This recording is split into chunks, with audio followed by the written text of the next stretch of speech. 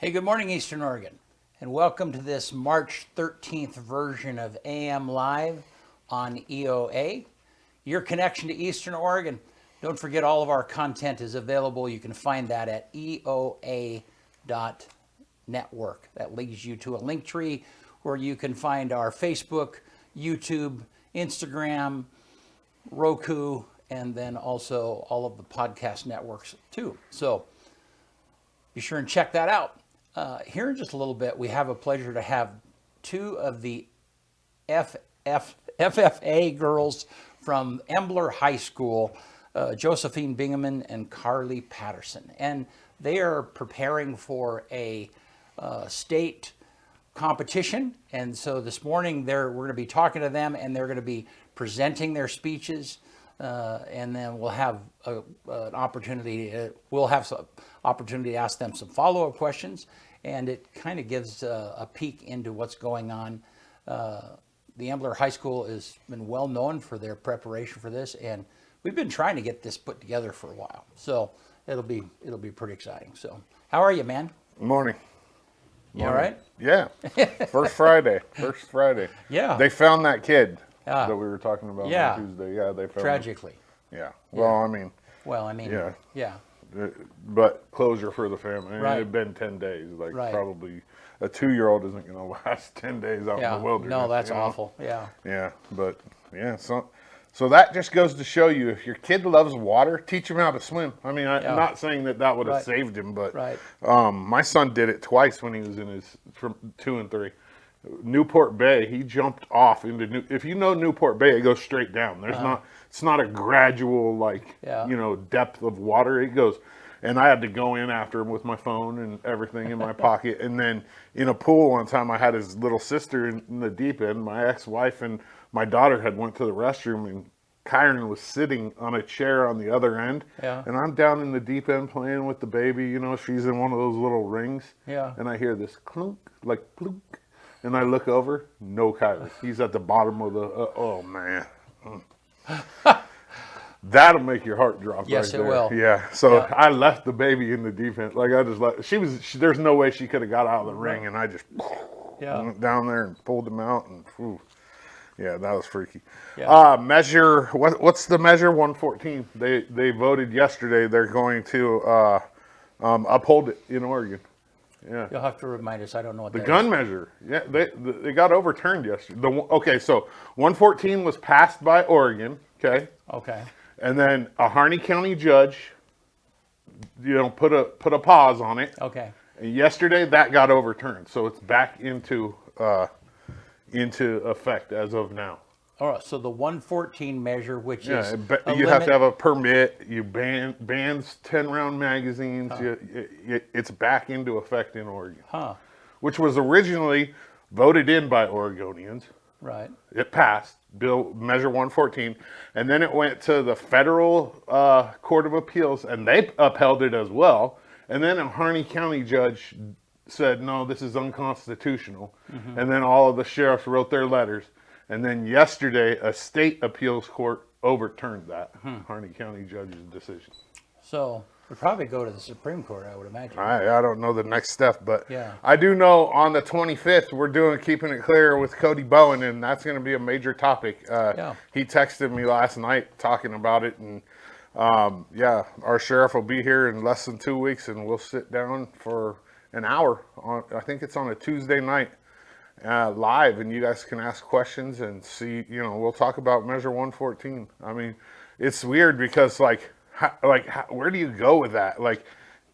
We passed it as a state, and I know Eastern Oregon's different, but how do you juggle that? You know what I mean? How do you, Well, but it's not, at the end of the day, a state, even the people of a state, cannot pass a law that's unconstitutional. Yeah. Well, we do a lot of things that are unconstitutional. Well, I know, but I mean, an individual state couldn't decide that, oh, hey, we're going to reinstitute slavery. Well, yeah, but we pass a law that says I have to have a permit to carry a concealed gun. That's unconstitutional. No, but I'm talking about the strict path of the thing. So then, Right, and so those are the decisions that are made at the courts. I think it's more just, if we decide we're going to battle it, then we decide we're going to battle it.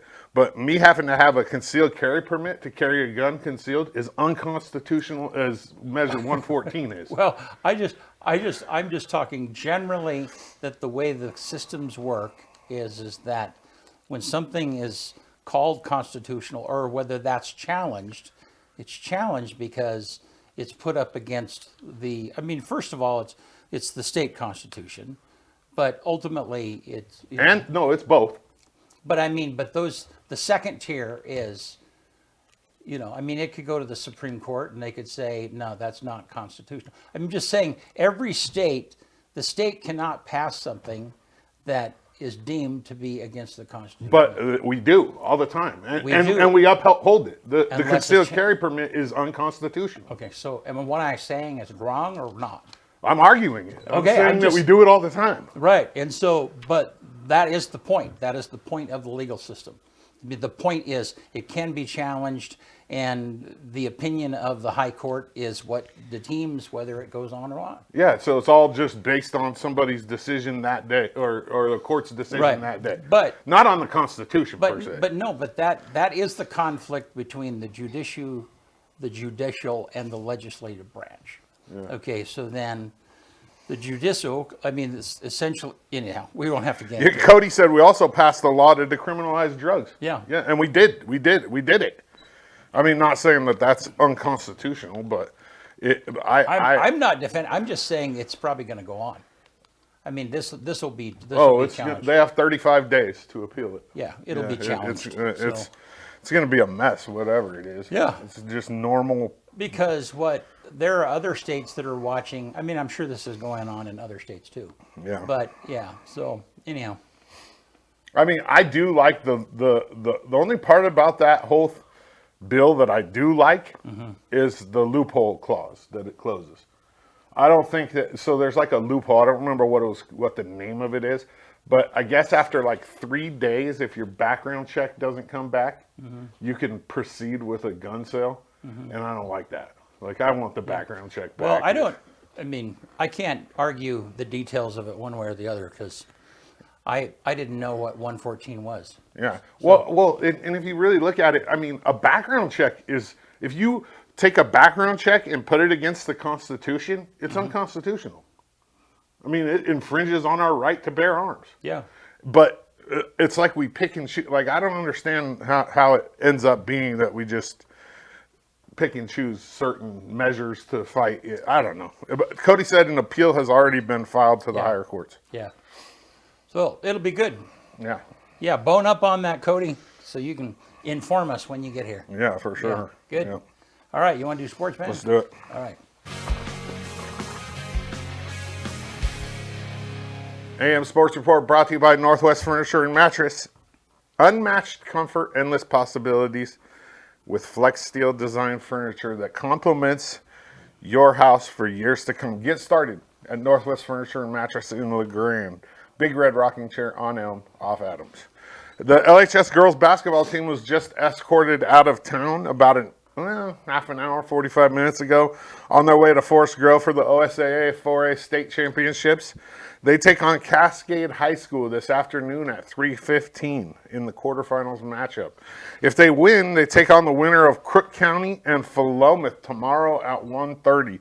I'll have some pictures of all that up later on today. I obviously couldn't be there to take pictures and video, so because I'm here. And so I have some parents and some of the girls are going to send me some pictures. You can watch the game on the NFHS network with a subscription.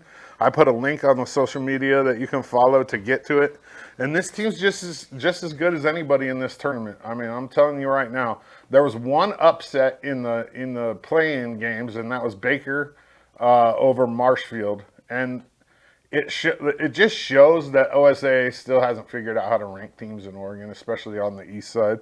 But I really believe that this LeGrand team, if they play their game and they hit shots and they play that stifling defense that they play, they have a good shot at winning all this. EOU women's basketball plays at the University of Cumberland's in Williamsburg, Kentucky tomorrow at 3 p.m. in the opening round of the women's NAIA basketball tournament. And this is one of those situations, and I'm not saying that this is 100% why, but Angie's track record as a coach and with her teams making the tournament, this team got in on merit. I don't think that they got in on their record per se, but they got in. They got an invite because of Angie's merit as a coach, and because this team struggled a little bit this year. I think they got 4th in the CCC, maybe 5th, and they lost to C of I twice. I mean, games that they could have won. But I mean, I'm still rooting for them. I hope they do well against Cumberland's. Maybe we win a game and move on to the second round. That would be awesome. EOU's softball schedule is changed a bit for the weekend, anticipating a little bit of weather. The games on Friday have been moved up to 12-2 versus UBC up at Peggy Anderson Memorial Field, while the games on Saturday are at 11-1. EOU baseball hosts Warner Pack this weekend as well. They have games tomorrow, Friday, at 12-3, and then 11-2 Saturday down at Optimist. And I want to say tomorrow, the first 40 students or staff that show up to the game and have their EOU ID get a free EOU blanket, which is kind of cool. That's a short AM sports report for today, brought to you by Northwest Furniture and Mattress in LeGrand. They want to make you comfortable in your own home. All right. Good stuff. Thank you. Yep. Let's look outside. The weather cam, it'll be back here in just a minute. Yep. And it's like one of those spring days. It's a little overcast. Let's look at that graphic, Bennett. See what our forecast. 44 today, 23 tonight. Back down into freezing. Yeah, it's in the 40s, the high of 40s for the next several days. And the lows, it's going to be colder tonight, but the other... And then it goes back up and then it goes back down. Yeah. Oh, man. I think we're still going to get one more snow dump on us. I think so, too. Ugh. And it looks like it's mostly rain in the next few days. So, but you know how that is. Snow showers maybe tonight, though. So. Not looking forward to it. Yeah. Wetness. Nope. All right. Well, cool. Well, we're going to take a quick break, and when we come back, Karlee and Josephine will be with us. We'll be right back.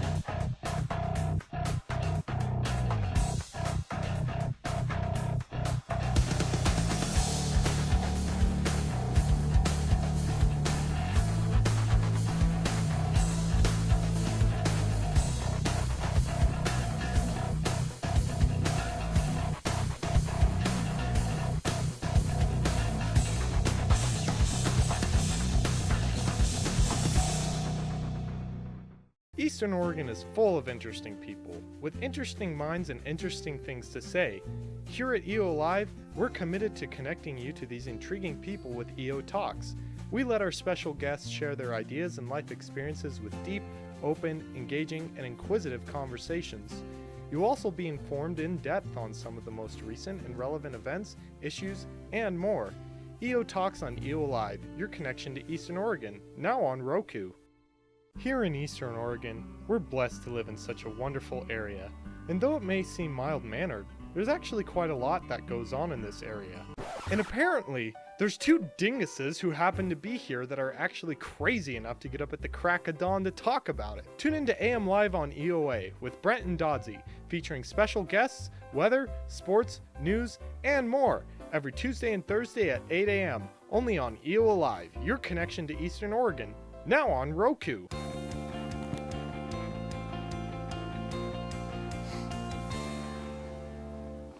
All right, we're back back with the girls. Hey, how are you? How are you guys doing? Good. Good. How are you girls doing? Good. So this is Karlee and Josephine, and you guys are both a part of the Embler FFA. Now, one of the first questions I had was like, okay, so what's the difference between the FFA and the FBLA? Because there are both of those chapters that are out in Embler, right? So Josephine, why don't you tell me the difference? Okay, so these are both student organizations, FBLA and FFA. FFA originally stood for Future Farmers of America, but that was abolished because they wanted to incorporate every group of diverse ag, so they wanted to make sure everyone knew that FFA wasn't just producing farmers and producers. Okay. It's a big, widespread student organization. And then FBLA stands for Future Business Leaders of America. Okay. So it's more marketing and production related. So it's talking a lot more about sales and things like that. Okay. When you get into FBLA. Now, are you guys a part of both of those or just one of them? I'm just an FFA. I'm a Okay. part of both. Okay. All right. And so I guess, so give me an idea. I mean, you talked a little bit. How do the topics differ? I mean, are both of them, both of them are leadership development in some manner, but how does that, I mean, give me an example of how things differ. You don't talk about marketing in FFA? I mean, just explain. I can go ahead and take that. So FFA, I compete in both. But so, for example, in FBLA, there's a lot of different competitions. There's very many. A lot of them are knowledge tests, which go anywhere from hospitality and hotel management to there is one specific agribusiness test. Okay. There is a lot of different categories, whereas when you go into FFA, mostly every competition revolves around agriculture in some way. So even though there is marketing aspects, it's usually promoted to a small business or directed at something agriculture related, whereas FBLA is widespread and it can be anywhere. Okay. And what years are you ladies? Where are you at in your high school career? I'm a freshman. Okay. And I'm a sophomore. Okay. All right. So, and you guys, I don't know, Karlee, why don't you start? Tell me a little bit about yourself and why you are involved in FFA. Well, I obviously live in Embler. We raise sheep. I show many other animals. My siblings have always been involved in FFA. They're way older than me. And so my oldest sister, she's about like 30. She was in FFA, and then it's just run through our whole family. My sister Haley Jameson, she's an ag teacher out in Union. She was an Oregon State officer when I was 7.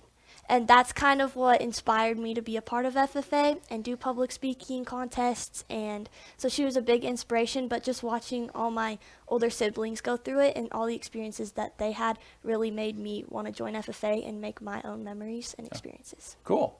And are you the youngest of the siblings? Yes. Oh, the baby. Yes. All right. Well, cool. All right. And Josephine, tell me why you're involved in FFA.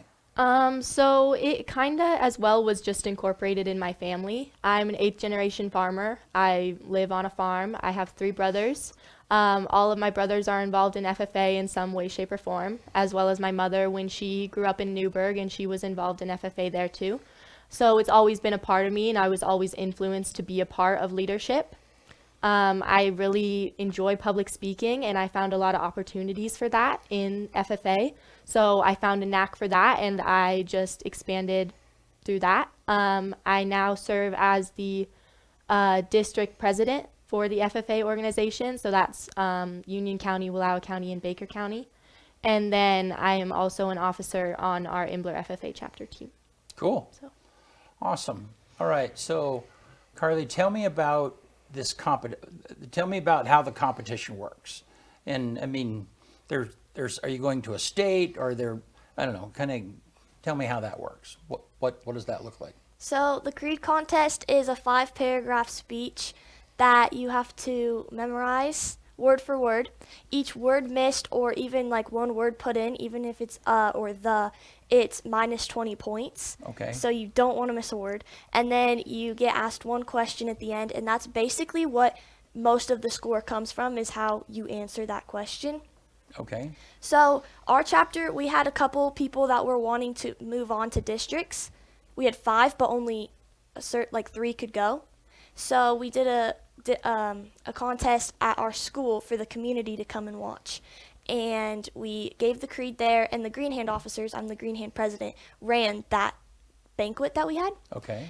And I placed first at that, and then I moved on to districts, and I competed against everybody in Wallowa, all those places that Joe just named, and I got first there. Then I moved on to sectionals, and we were with the Eastern Oregon District, the Snake River District, and the Blue Mountain District, and I placed first there. So now I'll be moving on to state. And all those contests were just in a room with me and a judge. Now at state, I'll be competing in front of a crowd of people, and then I'll go up on the big stage and give it in front of all the FFA members that are at the contest. Okay. And so, and what you're reciting is the creed. Yes. Right? Okay.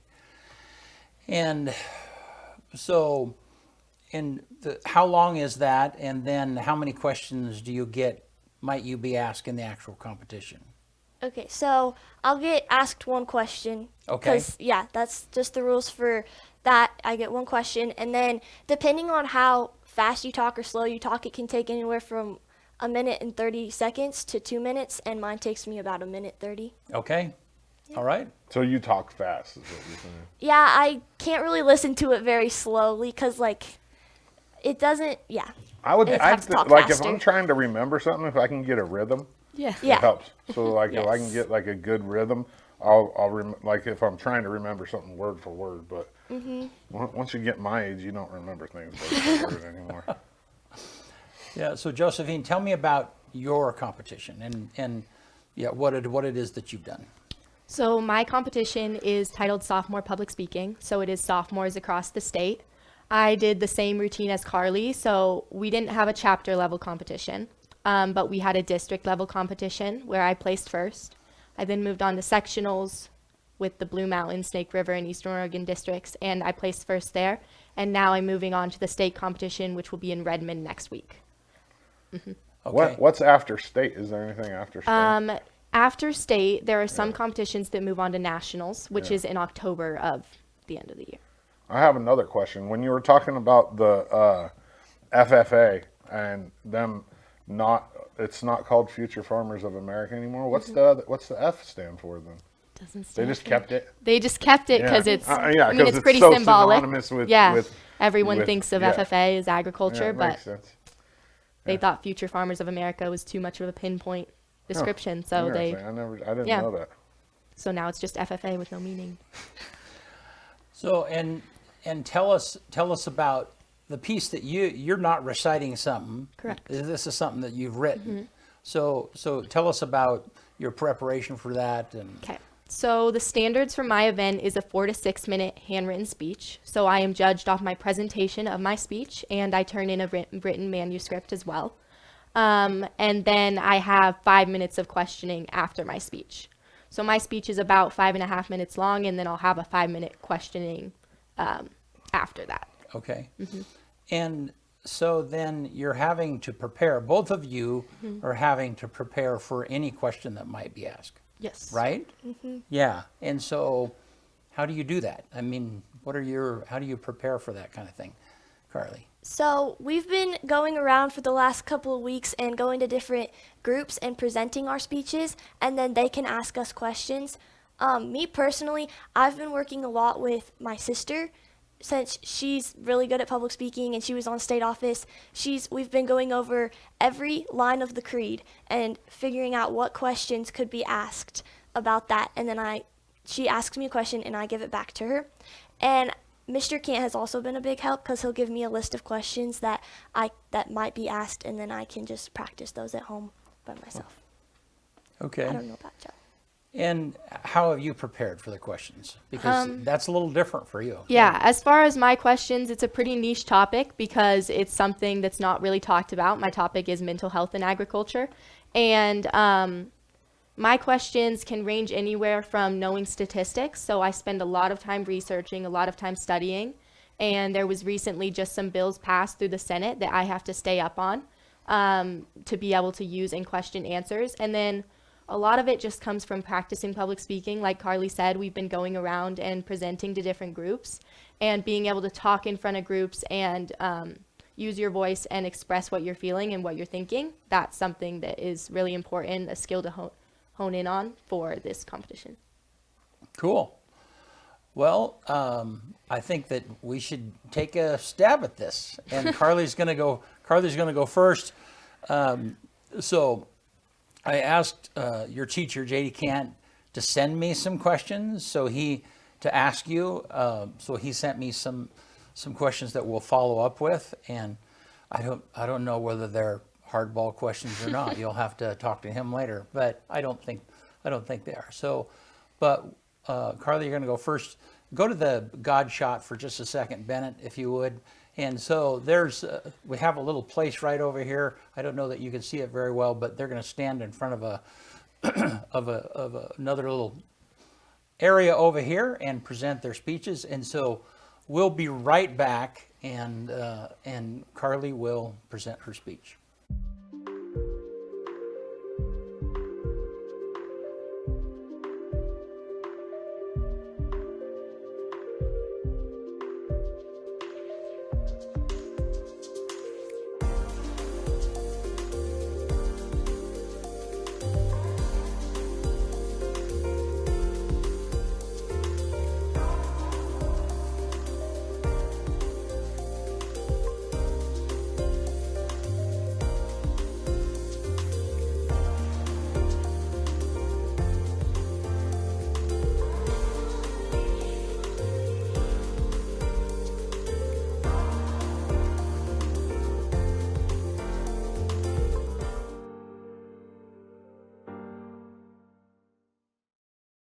Can you see me doing this?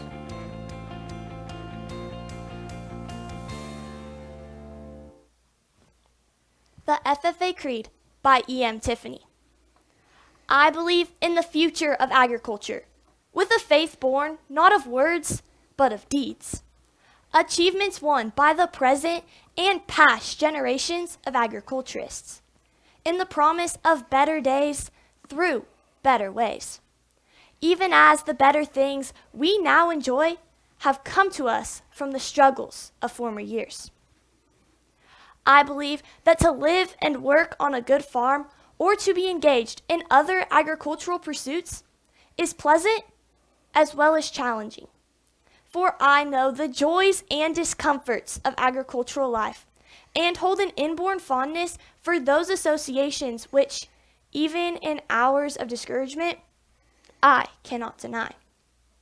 I believe in leadership from ourselves and respect from others. I believe in my own ability to work efficiently and think clearly, with such knowledge and skill as I can secure, and in the ability of progressive agriculturists to serve our own and the public interest in producing and marketing the product of our toil. I believe in less dependence on begging and more power in bargaining, in the life abundant and enough honest wealth to help make it so, for others as well as myself, in less need for charity and more of it when needed, in being happy myself and playing square with those whose happiness depends upon me. I believe that American agriculture can and will hold true to the best traditions of our national life, and that I can exert an influence in my home and community, which will stand solid for my part in that inspiring task. Thank you. Awesome. Very good. Yep. Yeah, thank you so much. Well, let me ask you a question. So the FAA Creed was adopted in 1930 by members. In what ways is it still relevant 95 years later? Although the Creed was adopted many years ago, it's still very relevant to today's agriculture. We still believe in the future of agriculture. We still believe in leadership from ourselves. We still believe in working efficiently and getting tasks done well. We still believe in caring for not depending on others, but depending on ourselves and being self-sufficient so that we can do things ourselves. and we still believe in the traditions that agriculture holds for us. We continue to treat our land well, and we continue to treat the people around us well, just as the farmers did back then. Although it was adopted so many years ago, and many things have changed throughout this world, the FFA still stands true to today's agriculture. Awesome. Thank you. That's great. Good job. Thank you. All right. So Before we move on, I have a question for her, and this isn't like competition. Yeah. At your districts, what did you score on your, like, how many errors did you have? I didn't have any. You had one, and I'm only going I to tell had you, you added a the. So go back in there, go back and watch it, and practice that, because I want you to win.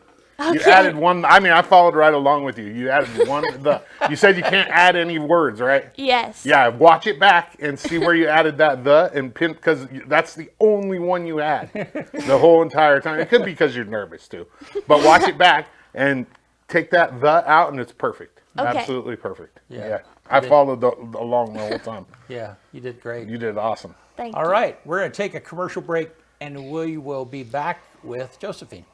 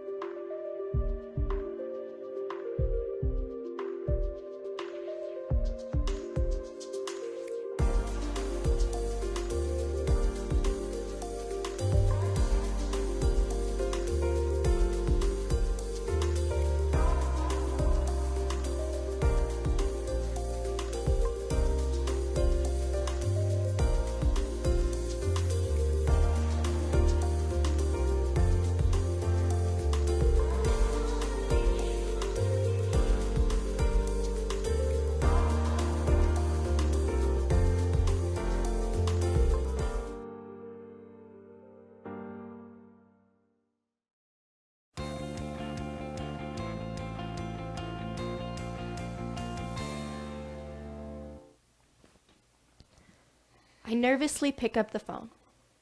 I dial the number 833-897-2474. Hello. I am a certified crisis specialist with the AgriStress hotline. How can I help you? Hi. I farm in Oregon, and today I just had to file bankruptcy. I feel like I'm letting down generations of farmers before me, and I don't know how to keep going. I can understand that you're feeling overwhelmed. Let's talk about it. Mental health has become a common issue in present-day agriculture. Many people worldwide struggle with anxiety, depression, stress, and other psychological disorders. Yet how would you know? It is so easy to ask for help when you scratch your arm or bruise your knee, but why is it so hard to face our mental health? Today, I would love to tell you about the frayed but beautiful tapestry of farmers' mental health. People are suffering across the world, and suicide has become unavoidable in rural farms due to exponential inflation, unpredictable weather, and the dwindling amount of producers feeding our ever-increasing population.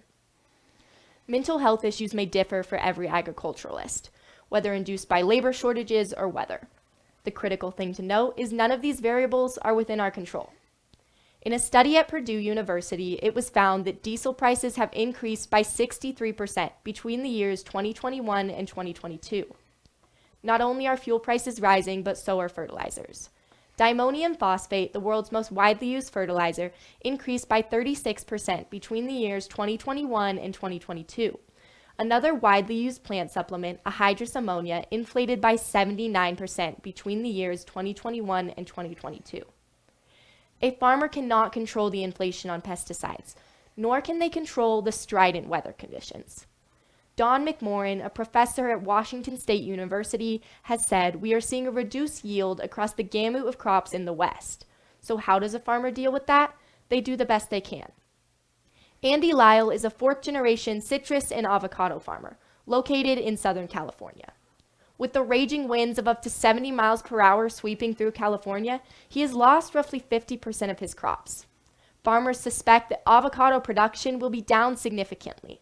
With the average consumer expecting a plentiful harvest, farmers must work to meet expectations despite the circumstances. These stress-inducing situations are not rare. They are unfortunately common, and farmers must work to overcome and adapt, which can be extremely difficult. These situations can hinder anyone, especially when they are working to support the entirety of the nation. Only 2% of the 332 million consumers in the US are also producers. If I were to break down this ratio, this would mean for every one producer, they will feed, clothe, and shelter over 500 people for the entirety of that consumer's life.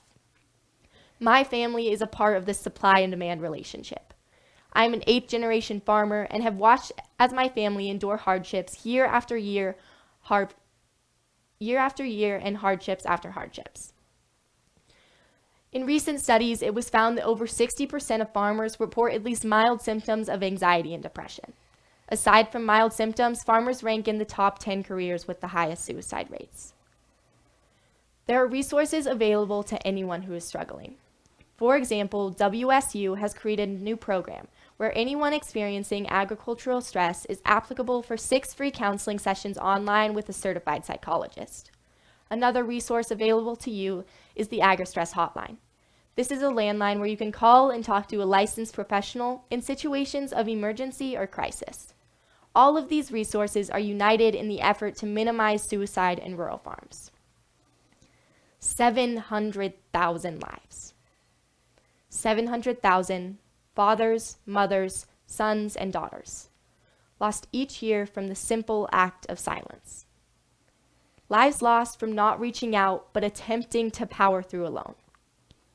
This 2% is bearing the weight of the world on their shoulders. What if a simple call to a hotline or a conversation with a neighbor could change that? Communication, connections, and relationships are vital. So reach out and talk, because lives are at stake. Thank you. Awesome. Good job. And moving, yeah. So Josephine, you are an 8th generation farmer. Yes. How do you think the stress has changed in the last 40 to 60 years? How is it different now than what it used to be? I think looking at the progression of agriculture, it has definitely changed. When you look back to maybe the early 1900s, and farms were located everywhere. Farms were responsible for caring for their community and their family solely. The widespread food chain of caring for the rest of the nation and even the world was not yet a thing. We did not have these big foreign trades and all of these things that we're relying on with other countries. When you were just solely feeding your family and the small community around you, it was a lot less stress. Whereas now our organization is very widespread and people are feeding and clothing and sheltering people all across the world. In my farm, I recently found out that we used to harvest mint, and I found out that our mint oil was being sold to Colgate. That is a really big company where this toothpaste was being used all across the world. I didn't know that our family farm had such a big effect and that our industry was so widespread. Learning that, I realize now that our farmers have so much more stress because they are feeding and clothing such a big part of our world and relying on so many more people. So agriculture has become more stressful because we're more widespread and feeding others. You could have written about any topic, and you chose this one. Why did you choose this one? I think that when I chose this topic, I feel as though it's really near and dear to my heart. I know that mental health struggles are everywhere, and I think that having this platform and being able to use this opportunity to spread advocacy for something important, I could have gotten up here and talked about imitation dairy or GMOs, which is something, those are all issues in agriculture, but something that is really touching, that's gonna help save people, that's something that's really important to me. I could possibly help someone and let someone know that they're not alone. And I think that's a really important subject, to be able to spread advocacy for this issue and let people know that they're not alone and that they have other people going through these struggles is important to me. So I chose this topic. Cool. You have any question for us? Yeah. No, not really. Yeah. All right. Well, very good. Hey, thank you very much. So let's take a quick break and we'll come right back to both of the girls here on the set.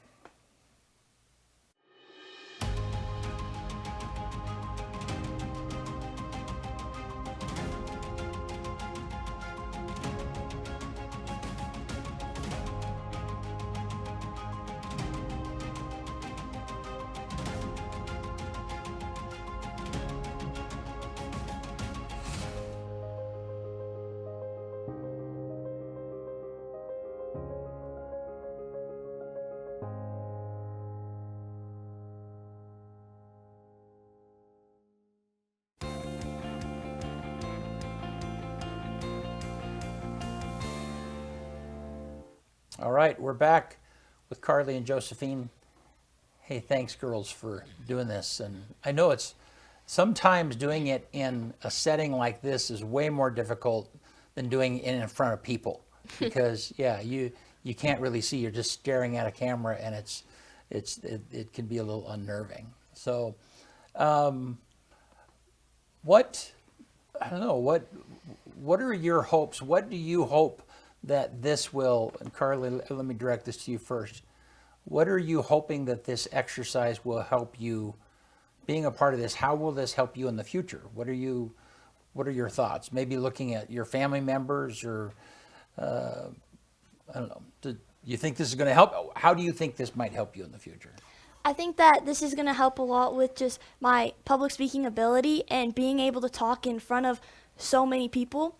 When I was 7, I public spoke on this stage for my sister because I opened her onto the stage one time. And now that I'm thinking I'm experiencing it without just being a 7-year-old standing on a stage, it's definitely going to be scarier, but it's going to help me so much, step out of my comfort zone. I'm someone that just likes to stay where I want to be, but I'm really being pushed in this, and I've always dreamed of being a state officer.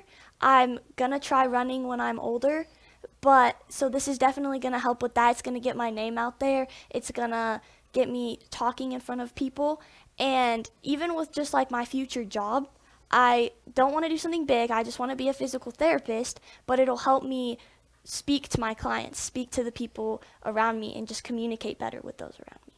Awesome. Okay. And Josephine, how about you? How are you seeing this help you going forward?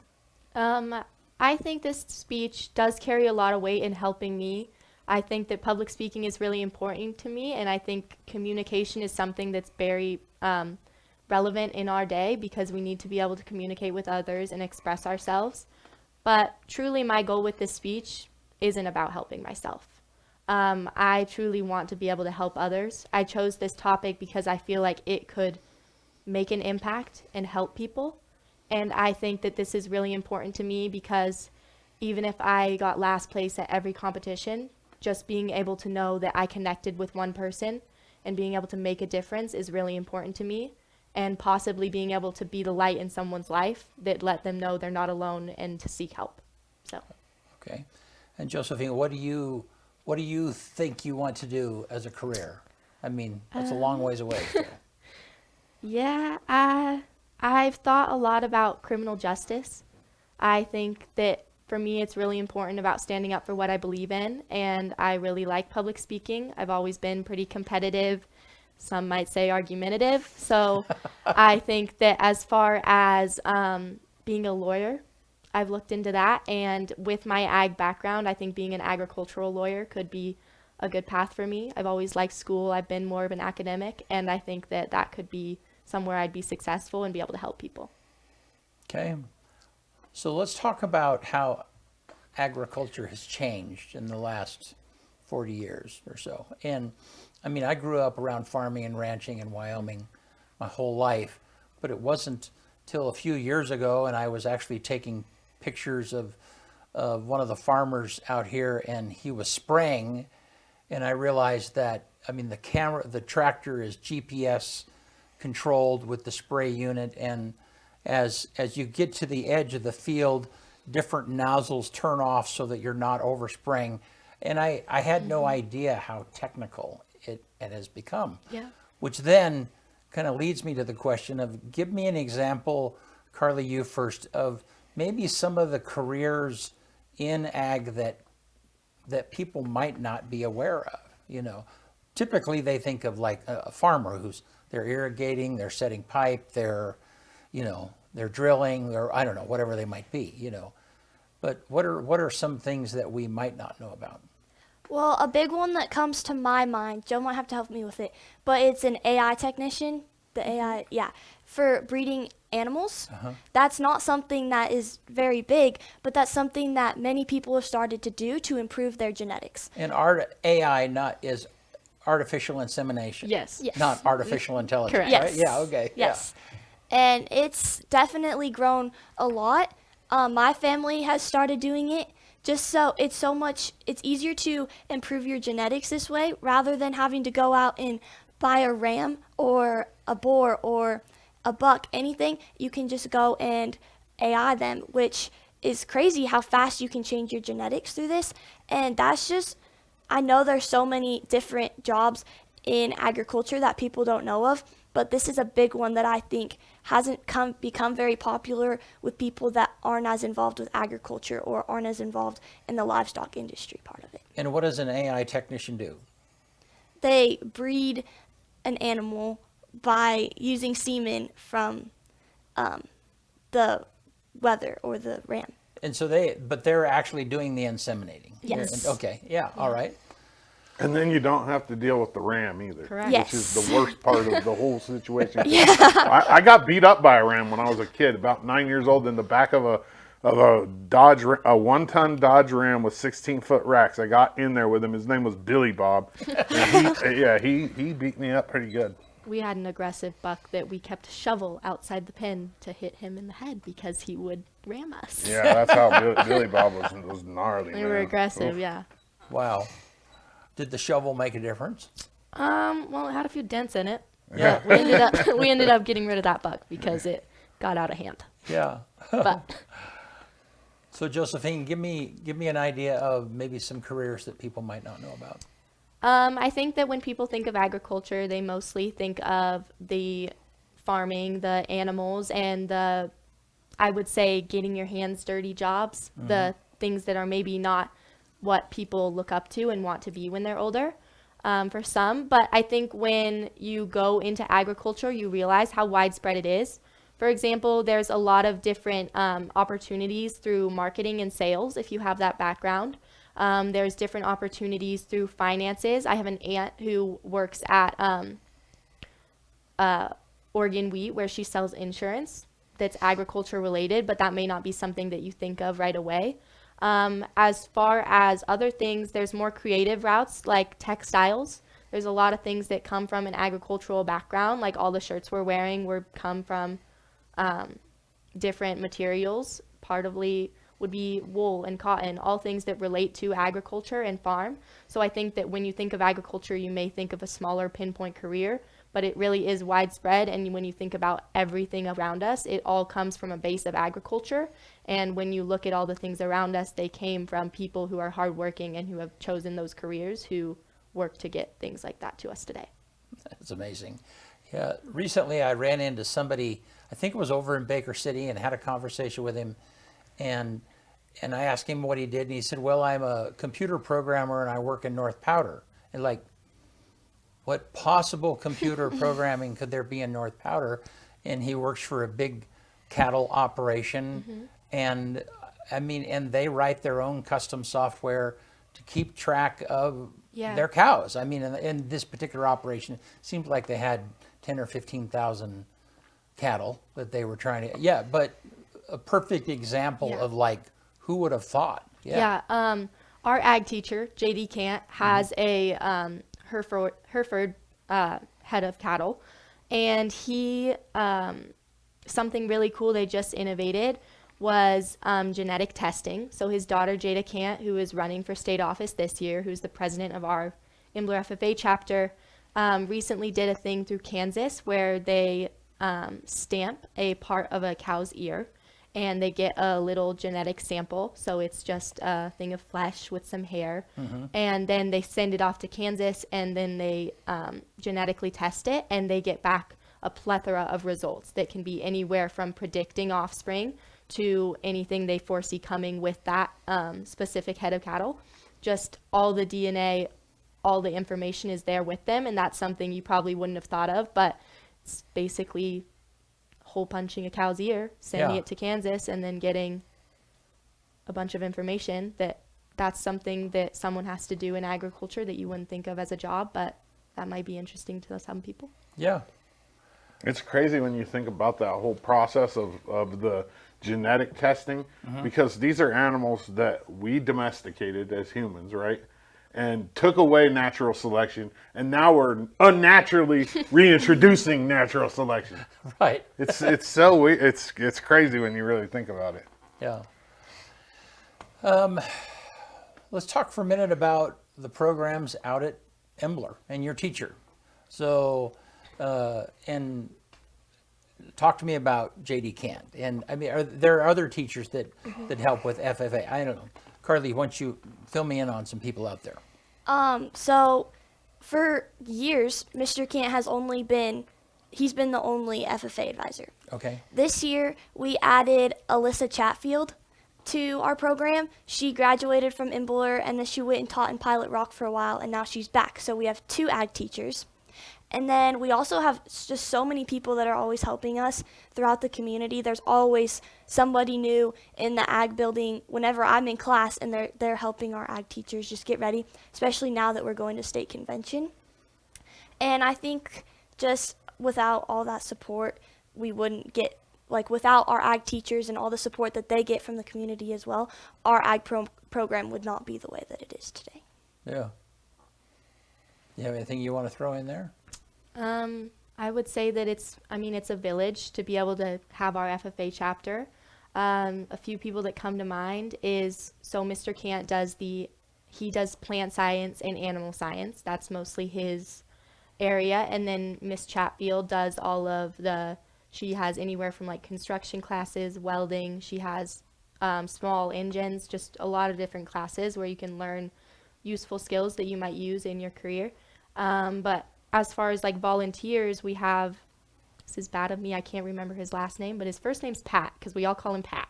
But he comes and he helps in the shop all the time. He helped them refurnish a tractor and revamp that. And then we also have pretty much full-time volunteers in our greenhouse to be able to make it run as smoothly as it does in the summer.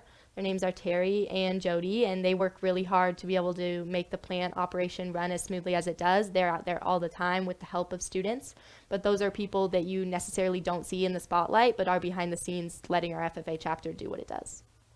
Cool. Huh. I'm going to pitch it to you to talk to them about sports for a minute, what they do out there. Oh, so do you do sports? Yes. What sports do you do? We talked about it earlier. You play basketball, volleyball? No, Right? No, I run volleyball. cross country and track and field. You're a sophomore, and then what about you? I just play basketball. Why? Why only basketball? Do you only just have time for it, or? So I focus a lot on showing livestock. I like to go to shows. I like to work with them. So basketball is really my time to have time to do anything. So the winter is the time that I can play basketball. In the beginning of the year with the fall sports, I'm still showing.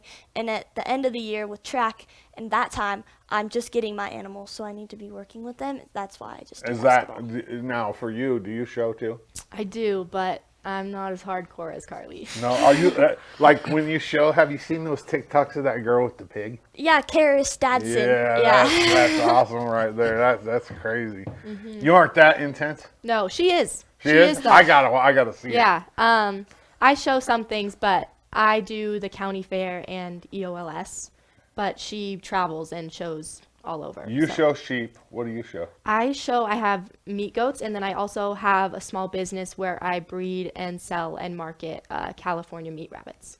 California meat rabbits? They're Californian is the breed. They're like, oh. Yeah, they're meat rabbits. Yeah.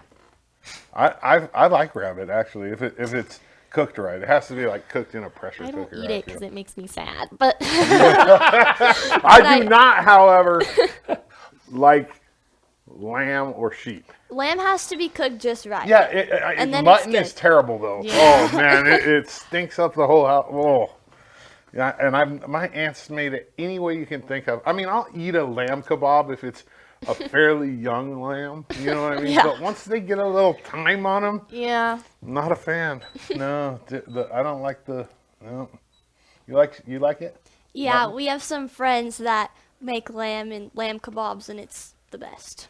My aunt and uncle used to make it out in Embler every year at the, I want to say, I don't remember what event it was, but they always worked and made lamb kebabs. I could handle that if I had to, but if you're talking mutton stew or something, no, you can miss me with that. No way. No way. Well, so before we quit, tell me one thing, each of you, tell me one thing about you that somebody might not know. somebody like that? I mean, yeah. Gotta think don't about know. this. I feel like I'm a pretty open book. Well, I mean, somebody from the outside, you know, I don't know. Maybe you're a welder. Yeah, Or do maybe you have a like nerdy to- hobby? Yeah, Do you yeah, have, like- yeah, so yeah. Think about it. Okay. I'm a farmer's daughter, so I obviously work. I am product of child labor, as I like to call it. I work 60-hour weeks all summer with my dad, and when we're talking about the evolution of technology and stuff, I work, but I sit in a combine Yeah. and Watch Netflix. with air conditioning, with radio, with a GPS, and I'm going about 1.4 miles per hour all day.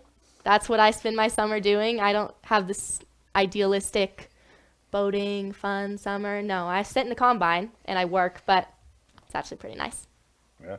All right. Yeah. So when you're doing that, like, are you scrolling? Are No, I would get Listening in to trouble if I music? did that. Yeah. you? Okay. I have a radio, but if they ever see you look down at your phone, That's you not get good. you get over the walkie-talkie, you get my dad yelling at you. Reprimanded. Yeah. So I mean, it drives itself pretty much, doesn't it? yeah, pretty much. Yeah. You just put the header down. Because it's The staying in the speed is road. set. You're not. Yeah. Yeah. Right. You're not. I am steering. Oh, you are. I Okay. am steering. There is some things that are set, like swathers are GPS set, Yeah. and different things, but combining, I do steer. Okay. Yeah, because the fields are just, Right. You have to stay in. Yeah. you yeah, have to- I mean, granted, the header is about like 30 feet wide, Yeah. so Right. it's pretty easy to stay on course, but yeah. All right, Karlee. So my family, I think I've mentioned it, we raised lamb, and one of my projects is I USDA certify lamb. I get it butchered, and then I sell it at community merchants here in LaGrange. Oh, you do? Mm-hmm. What type of sheep do you guys raise? Suffolk Camp Cross. Nice. All right. I'm not I don't. I think I told you before. I don't like working with sheep either. I've done it a lot. Yeah. And the worst part. Here's my worst part. I told you that when they get wet, or when trimming hooves. Ooh. Oh, yeah. Ooh. Yeah. That's You not get fun. some fun, like, and like even the smell of iodine, like, kind of gives me like PTSD a little bit. I'm like, whoa, like, Yeah, I'm not a keep fan of that- sheep either. No. I competed in a round robin one time, whereas if you win your bracket, I show goats, but I did well in the goat competition. I moved on to round robin. I had to show sheep. Needless to say, I did not win round robin. Did not go my way with the sheep. I got a pretty wild one. He was jumping all over. It was not great. That's how it goes with me and goats. Not I my can't do thing. goats. No, so you're the sheep whisperer. I and like you're the my goat sheep whisperer? and hogs, and this year I'm trying a heifer, but not goats. And I think I could do pigs a lot easier because they're so tasty. Like, You got a motive. Yeah. Do you like baby goats and baby lambs? I mean, is that I don't know. I like baby goats. They're cute. Yeah. But Yeah, baby lambs, they're fine. My mom always says that they're born to die. They're born that's dead. what my dad Yeah. says too. So we have to practically revive them every time a ewe lambs. Yeah, I mean, it's a lot of work to keep them alive. That's a lot of skills that we learn. We see our parents, we have to doctor kids very aggressively. Right now I have a bottle baby. We just had a bottle baby that was near death. We were vaccinating it constantly with different things we could think of as far as antibiotics and different things like that. So that's some skills that I learned being around agriculture.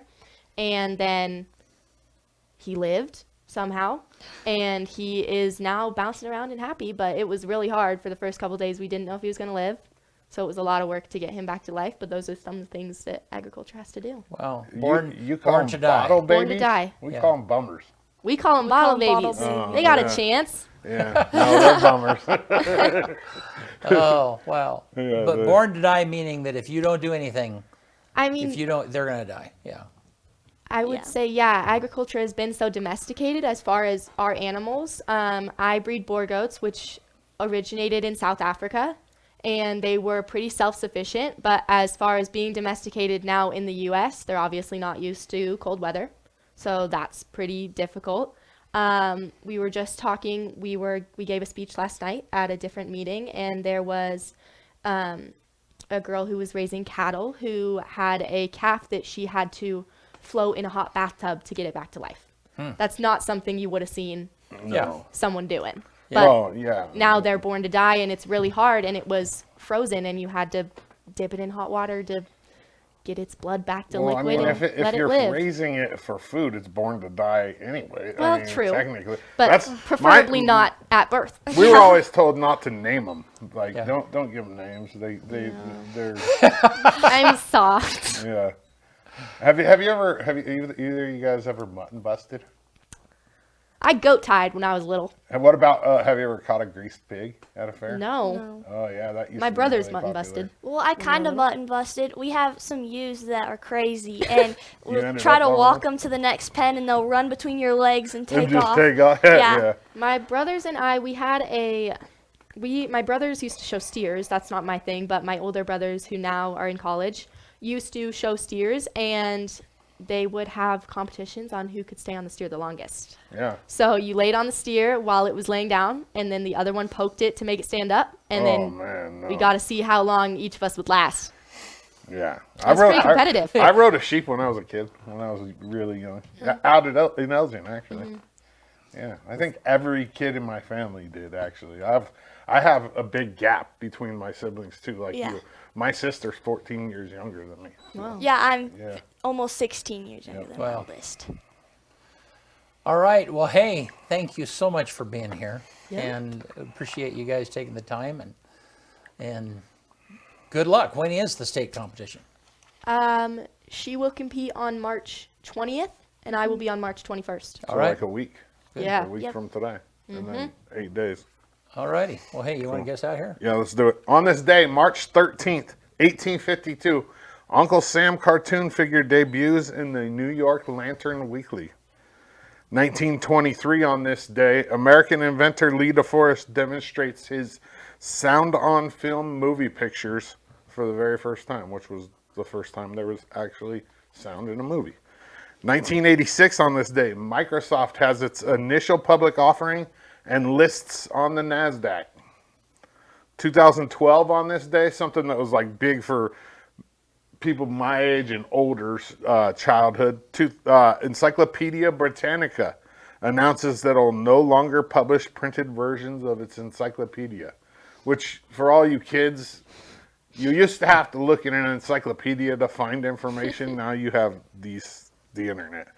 2023 on this day, vinyl records outsell CDs for the first time in the United States since 1987. In 2023, 41 million vinyl records were sold versus 33 million CDs. That's crazy too, right there. Like, I thought CDs was the end all when they came out. Like, there's nothing else they can possibly do. You know what I mean? They put it on this little thin piece of plastic. We went from cassettes to these CDs, and then now all of a sudden you can get it out. You can just get it out the air. Like, On this day, the #1 song in America 20 years ago, "Candy Shop" by 50 Cent. And then the quote of the day comes from Robert Frost. The best way out is always through. One more time. The best way out is always through. All right. Good job. Hey. Yeah, great job. Thanks, Karlee and Josephine. Thanks for being with us here. Yep. And we'll see you guys all soon.